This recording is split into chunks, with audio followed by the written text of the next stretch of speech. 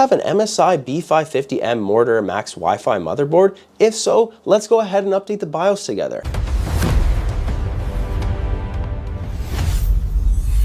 We'll cover two different methods. First, the USB method, and then the easier software method using MSI Center. If you don't have a USB stick, then no worries, you can skip to part 2 of this video using the timestamps below. So first, the traditional USB method. Step 1, find your motherboard model by pressing the Windows key and type in system information. Scroll a little down until you see baseboard product. That's the exact model of your motherboard. Go ahead and write it down or just copy it. Now open Google and search for that exact same motherboard model. It should usually be the first result that takes you straight to the MSI official website. Once you're on the product page, click on support and then go to the BIOS section. Sometimes it says BIOS or firmware, just go to that section. Next, go ahead and download the latest version unless you want the newest one that says beta. If it's beta, I would personally skip it unless you really need one of the features from it. Once the file finishes downloading, go ahead and extract the zip folder. The next thing we're going to need to do is prepare your USB drive. You'll need a USB stick that's at least 4 GB or larger. Make sure you format it to FAT32, and if it's not, let's just go ahead and format it right now. As a quick little warning, formatting will erase everything on your drive, so back up any important files or photos that you have first. Right click on your USB in this PC, select the format and choose FAT32 and hit start. After it's done, copy over the extracted MSI BIOS folder into the new USB drive that's just been formatted. Next, you're going to want to go ahead and restart your PC. As it boots back up, start pressing and spamming that delete key rapidly until you enter the BIOS. Once you're in, look for something like M-Flash, or depending on your motherboard, it might show up as Q-Flash, Easy Flash, or Instant Flash. Select M-Flash, choose your USB drive, and open the folder where you place your new BIOS file. Select the correct file and then confirm to update the BIOS. As a really last important reminder, do not turn off your PC during this process, and definitely don't do this during a thunderstorm. If your PC loses power mid-update, you can break your motherboard, resulting in hundreds of dollars that are just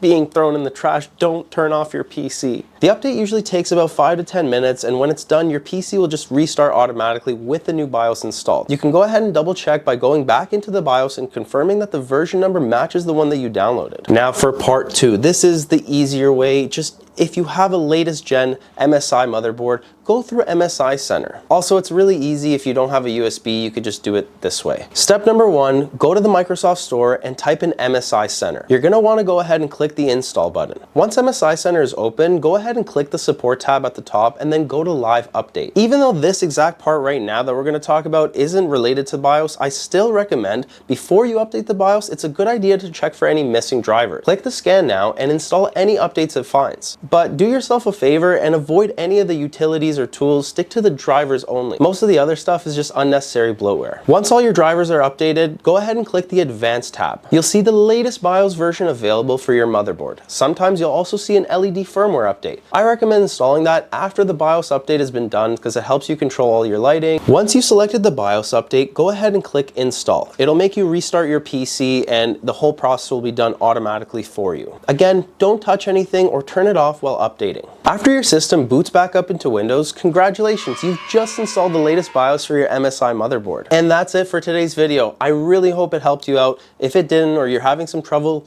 leave me a comment and I'll try my best to respond to everybody. In the meantime, please smash that like button, hit the subscribe button. It really helps us grow the channel. So thank you guys so much, and I'll see you guys in the next video.